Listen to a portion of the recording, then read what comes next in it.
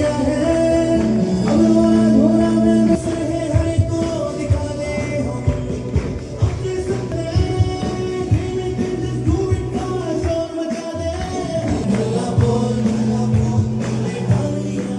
Morning. പരിചയപ്പെടുത്തിയ mister Suresh Kumar and Monica Suresh ഫാമിലിയാണ്. എന്റെ ഏറ്റവും വലിയ ഭാഗ്യം ഈ ഡാൻസിംഗ് മേഖലയിൽ എനിക്ക് വലിയ എക്സ്പീരിയൻസ് ഒന്നും ഇല്ലെങ്കിലും ആദ്യമായിട്ട് ഭാഗ്യം കൊണ്ട് വന്ന് കിട്ടിയ കമ്പനി വെസ്റ്റേജ് ആണെന്നുകൊണ്ടും വിന്നിംഗ് ടീമിന്റെ സപ്പോർട്ടോട് കൂടി ബിസിനസ് ചെയ്യാൻ പറ്റിയതാണെന്ന് ചെയ്തത് ഏറ്റവും വലിയ ഭാഗ്യമായിട്ട് ഞാൻ കരുതുന്നു. കാരണം 17 വർഷത്തെ ജോലി ജീവിതം എന്നെ വലിയ ഒരു പണക്കാരനാക്കിയിട്ടെങ്കിലും നല്ല പണിക്കാരനായി എന്നൊരു അഹങ്കാരമൊക്കെ എനിക്കുണ്ടായിരുന്നു. കാരണം എന്താ, ആടും കൊണ്ടും താഴത്തില്ല. ഒരു 19 വയസ്സ് മുതൽ കുടുംബം നോക്കാൻ വേണ്ടി ആളുന്ന രീതിയിൽ അഹങ്കാരം ഉണ്ടായിരുന്നു. സിസ്റ്ററെ കല്യാണം കഴിച്ചു വിട്ടു. അതിലുപരിയായിട്ട് 9 വർഷം സ്നേഹിച്ച് കല്യാണം കഴിച്ച് പെങ്കൊച്ചിനെ സ്വന്തമാക്കി എന്നൊരു അഹങ്കാരമൊക്കെ എനിക്കുണ്ടായിരുന്നു. അപ്പൊ അതുകൊണ്ട് തന്നെ ബിസിനസ്സിലേക്ക് വന്ന സമയത്ത് എന്നോട് അത് ചെയ്യണം ഇത് ചെയ്യണം എന്നൊക്കെ പറയുന്ന സമയത്ത് എനിക്ക് വലിയ ബുദ്ധിമുട്ടായിരുന്നു. കാരണം ആദ്യമായിട്ട് കേട്ട സമയത്ത് ഒരു ഭൂവർഗിന് ലാഭത്തോട് ചെയ്യാൻ ഒരു എന്താ ഇഷ്ടത്തോടുകൂടി വന്നതാണെങ്കിലും ഇവിടെ വന്നപ്പോൾ എനിക്ക് ഒരു കാര്യം മനസ്സിലായി. ഇവിടെ ഒരു സിസ്റ്റം ഉണ്ടെന്നും ആ സിസ്റ്റം പാലിച്ചാലാണ് എത്ര കഴിവുള്ളവനും എത്ര കഴിവില്ലാത്തവനും വിജയിക്കണമെങ്കിൽ എന്ത് പാലിക്കണം? സിസ്റ്റം പാലിക്കണം. കാരണം കൃഷിയൊക്കെ എല്ലാം ഒരുപോലെ തന്നെയാണ്. പക്ഷെ തെങ്ങ് നടന്ന പോലെ അല്ല വാഴ നടന്ന സ്വർണം അല്ല. അപ്പൊ അത് പഠിച്ചെടുത്തപ്പോഴാണ് ജീവിതത്തിൽ വലിയ മാറ്റങ്ങൾ ഉണ്ടായത്. ആദ്യമായിട്ട് ബിസിനസ് ചെയ്യുമ്പോൾ സാറ് അതുമായിട്ട് എന്നോട് പറയുമ്പോ പെട്ടെന്ന് ഒന്നും ആളൊന്നുമില്ല കേട്ടോ. ഒരു 3 മാസക്കാലം സുരേഷ് കുമാർ സാർ എന്റെ പുറകെ നടന്നിട്ടുണ്ട്. ബിജു കേൾക്കാവോ. പക്ഷെ ഞാനത് കേട്ടില്ല എന്ന് മാത്രമല്ല, പല പ്രാവശ്യം ഞാൻ ഇൻസൾട്ട് ചെയ്തിട്ടുണ്ട്, മൊബൈൽ മാറ്റി വെച്ചിട്ടുണ്ട്. പിന്നെ വീട്ടിൽ ഏറ്റവും കൂടുതൽ സെന്റിമെന്റ്സ് തന്നെ ലേഡീസിനോട് സൗമ്യം പറയും, എന്തിനെങ്കിലും എനിക്ക് കാണിക്കണം, അത് മൊബൈലിൽ എടുത്തുകൂടെ? കാരണം അത് മനഃപൂർവ്വമൊന്നുമല്ല, എന്റെ ജോലിയുടെ തിരക്ക് ഫ്രസ്ട്രേഷൻസ് ഒക്കെ ഉള്ളതുകൊണ്ട് തന്നെയാണ്. അപ്പൊ അതിന്റെ ഇടയ്ക്ക് നമ്മൾ ചെയ്യുന്ന സമയത്ത് എന്റെ ആദ്യമായിട്ട് ഈ മീറ്റിംഗ് കേട്ടപ്പോ എനിക്ക് ആദ്യമായിട്ട് തോന്നിയ കാര്യം, ഈ ബിസിനസ് വ്യാപ്തി ഒന്നും എനിക്ക് മനസ്സിലായില്ല. എനിക്കൊരു 10,000 രൂപ വേണം. ഇതിന് 10,000 രൂപ, ഒരു 10 ലക്ഷം രൂപ കടമുണ്ട്. ആ കടം എങ്ങനെയെങ്കിലും തീർത്തെടുക്കണം. അപ്പൊ ഈ ആൾക്കാർ ഈ 10 ലക്ഷം രൂപ കടം എന്ന് പറയുമ്പോൾ അവന്റെ കയ്യിലിരിപ്പ് ശരിയല്ല അല്ലേ? അവന് എന്ത് ദുർനടപ്പായിരിക്കും, വീട് നോക്കത്തില്ല, വെള്ളം കുടിക്കുന്നിരിക്കും. വീട്ടിൽ ചില കടമകൾ, ഇത് സ്വപ്നങ്ങളല്ല. വീട്ടിൽ പെങ്ങളുടെ കല്യാണം, അമ്മയ്ക്ക് ഹോസ്പിറ്റൽ കേസ്, ഇങ്ങനെ ചെറിയ കാര്യങ്ങൾ വന്നുപോയ കടമാണ്. അപ്പൊ ഈ 10,000 രൂപ ഇതിനു വേണ്ടിയാ KSF ചിട്ടി കൂടണം. 100 മാസം ചിട്ടിയാ, 10 ലക്ഷം ചിട്ടിയാ. അപ്പൊ ചിട്ടി അടയ്ക്കാൻ വേണ്ടിയാണ് 10,000 രൂപ. എന്നാ ആ ചിട്ടി ഇനി വിളിച്ചാൽ എനിക്ക് കിട്ടത്തില്ല. കാരണം എന്താ, വാടക കിട്ടില്ല. ഇനി ആരെങ്കിലും ഗവൺമെന്റ് സാലറി നിൽക്കുന്ന ആരെങ്കിലും ഞാൻ ജാമ്യം നിൽക്കുമോ? അത് നിൽക്കത്തില്ല. പക്ഷെ എന്നാലൊരു വിശ്വാസം എനിക്ക് ആരെങ്കിലും ചോദിക്കുമ്പോ എങ്ങനെ ചിട്ടി കൂടിയിട്ടെന്ന് പറയാൻ വേണ്ടി മാത്രം കൂടിയതാണ്. പക്ഷെ ഇവിടെ വന്ന് ആദ്യമായിട്ടൊരു മീറ്റിംഗ് ഒക്കെ അറ്റൻഡ് ചെയ്തപ്പോ എന്റെ ജീവിതത്തിൽ മനസ്സിലായ കാര്യം, ഞാൻ ഈ ജോലി ചെയ്തുകൊണ്ട് എന്തെങ്കിലുമൊക്കെ രക്ഷപ്പെടുന്ന പ്രതീക്ഷയിൽ മുന്നോട്ട് പോവാണ്. പക്ഷെ ജോലി എന്ന് പറഞ്ഞാൽ പുഴുങ്ങിയ മുട്ടയുടെ മുകളിൽ അടയിരിക്കുന്നതിന് തുല്യമാണ്. വിരിയത്തില്ല. അതെനിക്ക് മനസ്സിലായത് എപ്പോഴാണ്, ആദ്യമായിട്ട് ബിസിനസ് ഓപ്പർച്യൂണിറ്റി കേട്ടപ്പോഴാണ്. എന്താ പ്രത്യേകം അറിയോ, നമ്മുടെ സമയവും സാറുകൾ പറഞ്ഞ പോലെ നമ്മുടെ സമയം എഫേർട്ട് നമ്മൾ ലിവറേജ് ചെയ്യാതെ, അല്ലെങ്കിൽ പണം നമുക്ക് വേണ്ടി പണിയെടുക്കാതെ ഒരിക്കലും നമ്മുടെ ലൈഫിൽ ഒരു ഫിനാൻഷ്യൽ ഫ്രീഡം ഉണ്ടാവില്ല. ആഗ്രഹിക്കുന്ന സമയമോ ആരോഗ്യമോ ലൈഫ് ഒന്നും ഉണ്ടാവുന്നില്ല. അപ്പൊ അതിനെന്താ വേണ്ടേ? ബിസിനസ് ഓണർ ആവണം. ബിസിനസ് ഓണർ ആവുക എന്ന് പറയുമ്പോൾ എനിക്ക് ഇഷ്ടപ്പെട്ട കാര്യം തന്നെയാണ്. എനിക്ക് ഒരിക്കലും സിനിമ നടന്മാരോടോ അല്ലെങ്കിൽ ക്രിക്കറ്റ് കളിക്കാരോടൊന്നും എനിക്ക് അത്ര ഇഷ്ടമില്ല. എനിക്ക് ഇഷ്ടം എപ്പോഴും ബിസിനസ്സുകാരോടാണ്. എന്തുകൊണ്ടായിരിക്കും? ലൈഫ് സ്റ്റൈൽ, ഈ ലോകം മുഴുവൻ ഭരിക്കുന്ന ആരാണ്? ബിസിനസ്സുകാരാണ്. അതുകൊണ്ട് എനിക്ക് ഇഷ്ടമായിരുന്നു. പക്ഷെ ഒരു ബിസിനസ്സുകാരനാവുക എന്ന് പറഞ്ഞാൽ ഇൻവെസ്റ്റ്മെന്റും റിസ്ക്കും കാര്യങ്ങളൊന്നും എനിക്ക് പറ്റത്തില്ല എന്ന് മാത്രമല്ല, എന്റെ ഫാമിലിയിൽ ബിസിനസ്സുകാർ ഇല്ലതാനും ആരും സപ്പോർട്ട് ചെയ്യാനില്ല.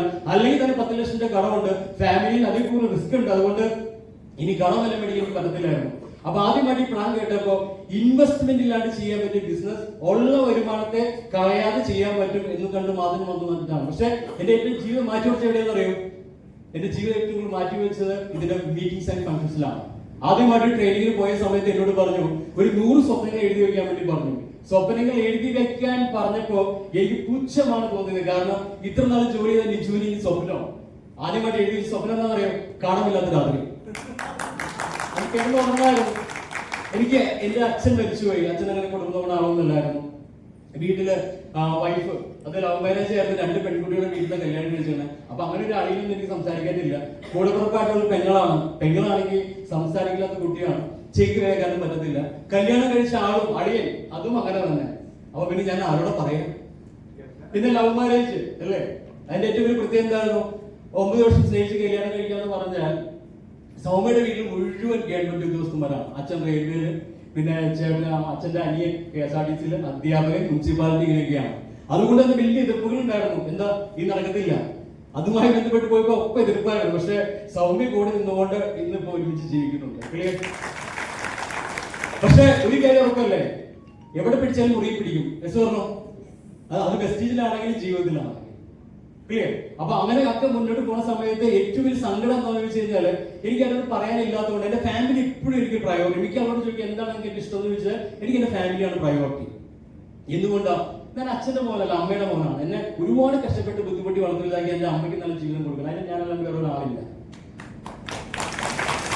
ഈ വെസ്റ്റീജിൽ ചിന്തിക്കുമ്പോൾ എനിക്ക് ഏറ്റവും കിട്ടിയ ഒരു കഴിവെന്ന് പറഞ്ഞാൽ 4 ആളുടെ മുമ്പിൽ സംസാരിക്കാൻ പറ്റുക എന്നുള്ളതാണ്. അതിന്റെ വില എനിക്ക് എപ്പോഴും മനസ്സിലാണെന്നറിയോ, എന്റെ കുഞ്ഞു പെങ്ങൾക്ക് എന്നോട് ചേട്ടാന്ന് വിളിക്കാൻ പോലും കഴിവില്ല. അപ്പൊ ഈ സംസാരിക്കാൻ കഴിവിന്റെ പവർ എന്താണ്? അല്ലേ ഈശ്വർ? അല്ലേ? അതുപോലെ എന്നെ സംബന്ധിച്ചിപ്പോ സൗമ്യയുടെ വീട്ടിൽ അച്ഛനും അമ്മയുണ്ട്. ഇവരൊക്കെ നോക്കണമെങ്കിൽ ഞാൻ തന്നെ നോക്കണം. 10 ലക്ഷം രൂപ കടമുണ്ട്. ഈ ഒരു ടെൻഷൻ എന്റെ ഉള്ളിൽ ഉണ്ടായിരുന്നു. ആദ്യമായിട്ട് സ്വപ്നങ്ങൾ എഴുതി വെക്കാൻ വേണ്ടി പറഞ്ഞ സമയത്ത് വീട് വേണം, കാർ വേണം എന്നൊക്കെ എല്ലാം എഴുതി വെക്കുമ്പോഴും ഇത് നേടിയെടുക്കാനുള്ള സന്തോഷങ്ങളെ പറ്റി ചിന്തിക്കാൻ പറഞ്ഞപ്പോൾ എന്റെ മനസ്സ് പോയത് ഇത് നേടിയെടുത്തില്ലെങ്കിൽ എന്റെ ജീവിതത്തിൽ സംഭവിക്കാനുള്ള ബുദ്ധിമുട്ടിനെ പറ്റിയായിരുന്നു. കാരണം ഇങ്ങനെ കടം കൂടിക്കൊണ്ടിരിക്കുന്നു. എന്റെ എല്ലാ കാര്യവും ഞാൻ സൗമ്യോട് പറയും, പക്ഷെ ഈ കടം മൊത്തം പറഞ്ഞിട്ടില്ല. കാരണം എന്തിനു വേണ്ടി സങ്കടപ്പെടുത്തണം എന്ന് കേട്ടായിരുന്നു. റോൾ ടു ഗോൾഡ് അലർജി അല്ലാതെ ജീവിച്ചു പോയ കൊച്ചാണ്. റോൾ ടു ഗോൾഡ് അലർജി അല്ലാതെ എല്ലാം ഉണ്ടാവിച്ചു.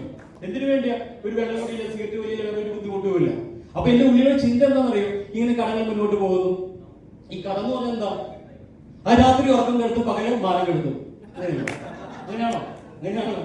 അത് കടം വന്നാലേ അറിയോ, കടം വന്നാലേ ബിസിനസ് വിജയിക്കാൻ പറ്റുള്ളൂ കേട്ടോ. ഓക്കെ, എനിവേ അപ്പൊ നമുക്ക് എന്തെങ്കിലും റീസൺ വേണം. അപ്പൊ ഞാൻ ചിന്തിച്ചുകൊണ്ടിരിക്കുന്ന സമയത്ത് ഇന്നലെ നാളെ കടക്കാരെ വീട്ടിൽ വന്ന് അച്ചപ്പാട് ബഹളം ഉണ്ടാക്കും. ആ സമയത്ത് എനിക്ക് ഒരുപാട് മനക്കേടുണ്ടാവും. എന്നിൽ ഒരുപാട് പ്രതീക്ഷ. എന്റെ അമ്മയ്ക്ക് വലിയൊരു വിഷമം ഉണ്ടാവും. എന്നെ ഹീറോ ആയിട്ട് കാണുന്ന എന്റെ വൈഫിന് വലിയ നാണക്കേടായിരിക്കും. എന്റെ കുഞ്ഞിന്റെ അവസ്ഥ എന്തായിരിക്കും? എല്ലാവരും ഒരു വിഷമമായിരിക്കും. അങ്ങനെ വലിയൊരു വിഷമം വന്നാൽ എന്നെ പോലെ ഒരു വലിയ കഠിന ഹൃദയമുള്ള ആളൊന്നും അല്ല ഞാൻ. അപ്പൊ ഞാൻ എന്ത് ചെയ്യും? ചിലപ്പോൾ വലിയ സൂയിസൈഡിനെ പറ്റി ചിന്തിച്ചേക്കാം. അപ്പൊ സൂയിസൈഡ് ചെയ്താൽ എന്തായിരിക്കും അവസ്ഥ? എന്റെ ബോഡി വീട്ടിലേക്ക് വരുന്ന അവസ്ഥയെ പറ്റി ചിന്തിച്ചു നോക്കിയിട്ടുണ്ടോ? എന്റെ വൈഫ്, എന്റെ കുഞ്ഞ്, എന്റെ അമ്മ.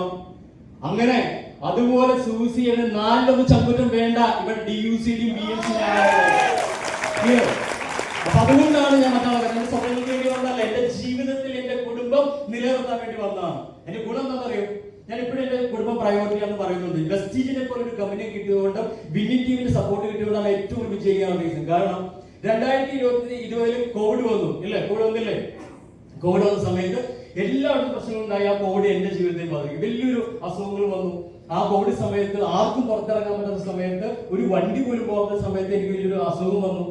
LF ഹോസ്പിറ്റൽ അങ്കമാലിയിൽ എന്നെ അഡ്മിറ്റ് ചെയ്തത് ഒരു 9-ാം തീയതിയാണ്. ആ കൂടി കൂടെ സൗമ്യം മാത്രമേ, ആംബുലൻസ് മാത്രമേ ഉള്ളൂ. കാരണം അതൊന്നും വരാൻ പിടിക്കാനും പറ്റത്തില്ല. കാരണം അത്ര സ്ട്രിക്റ്റ് ആയിരുന്നു. വലിയ ശ്വാസം മുട്ടലും കാര്യങ്ങളൊക്കെ ആയിട്ട് ഹോസ്പിറ്റലിൽ അഡ്മിറ്റ് ചെയ്തു. അവിടെ ICUലൊക്കെ ആയിരുന്നു. പിറ്റേ ദിവസം രാവിലെ ആയപ്പോ എല്ലാം ഓക്കെ ആയി. എനിക്ക് ബോധം വന്നു. ഒരു 11 മണി, 10-ാം തീയതി ആയിരുന്നു. 11 മണിയായപ്പോ സൗമ്യ എന്നെ കാണാൻ വേണ്ടി വന്നു. ഞാൻ ഓക്കെയാണ്, സൗമ്യ ഓക്കെയാണ്, എനിക്ക് ഹാപ്പിയായി, സൗമ്യക്ക് ഹാപ്പിയായി. പക്ഷെ തിരിഞ്ഞു നടന്ന സൗമ്യനോട് പറഞ്ഞു, ഒരു മെസ്സേജ് വന്നു.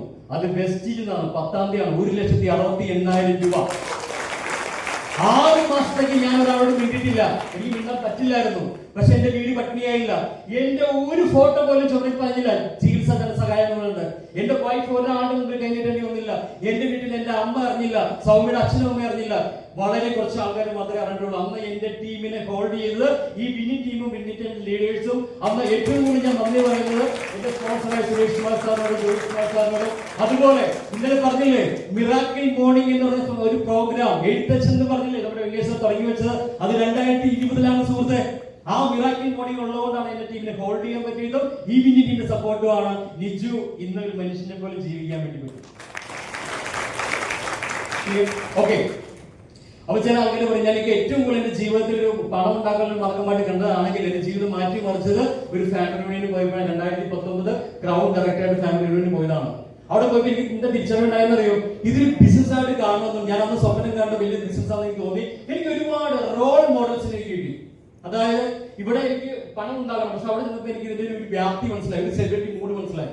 എനിക്ക് ഏറ്റവും കൂടുതൽ ഇഷ്ടപ്പെട്ട ഒരു വ്യക്തി ഉണ്ടായിരുന്നു, വളരെ stylish and handsome Gulab Singh Jadeja. എന്റെ റോൾ മോഡലാണ്. Young and vibrant Sagar Bambri. അതുപോലെ the cool and young strong leader Anoop Gupta. ഇവരെയൊക്കെ കണ്ടപ്പോഴാണ് എനിക്ക് ഇതൊരു ബിസിനസ് ആണെന്നും അവരുടെ ലൈഫ് സ്റ്റൈൽ കണ്ടപ്പോഴും എന്നെ പറ്റി ആരെങ്കിലും പറഞ്ഞു വെച്ച് സീരിയസ് ആയിട്ട് ബിസിനസ് എടുത്തു. ഞാൻ തിരിച്ചു വന്ന അടുത്ത മാസത്തെ വരുമാനം എത്ര അറിയോ? ഞാൻ ക്രൗൺ ഡയറക്ടറാണ് സംഭവിക്കുന്നത്. പക്ഷെ ആ മാസം ഞാൻ ഡയമണ്ട് ആണ് ക്വാളിഫൈ ചെയ്തത്. പക്ഷെ എന്റെ വരുമാനം 2,32,000 രൂപയായിരുന്നു. അന്ന് അവിടെ എഫിസാർ കാണിച്ചത് ഡെപ്തിൽ ഡ്രൈവിംഗ് എന്ന സാധനം ഞാൻ ഫോക്കസ് ചെയ്തുകൊണ്ടാണ് 4 ലക്ഷം ഫോക്കസ് ചെയ്ത് 2 ലക്ഷത്തിന് കൂടുതലായി കിട്ടിയത്. ഞാൻ പറയാനുള്ള റീസൺ നമ്മൾ ഒന്നുമല്ലായിരിക്കാം, ചിലപ്പോൾ നമുക്ക് ഒന്നും കിട്ടിയിട്ടില്ലായിരിക്കാം, ഇതുവരെ ഒന്നും നേടിയിട്ടില്ലായിരിക്കാം. പക്ഷെ ഈ നിമിഷം നമ്മൾ നേടിയെടുക്കാൻ വേണ്ടി ആഗ്രഹിച്ചാൽ നമുക്ക് എവിടെയൊക്കെ വ്യക്തമായിട്ട് തീരുമാനം ഉണ്ടെങ്കിൽ അവിടെ എത്തിക്കാൻ പറ്റിയ ഗോൾഡൻ പീസ് ആണ് വെസ്റ്റിജ് ആൻഡ് വിനിറ്റി. അതുകൊണ്ട് എല്ലാവരും ഭാഗ്യവാന്മാരാണ്. എല്ലാവർക്കും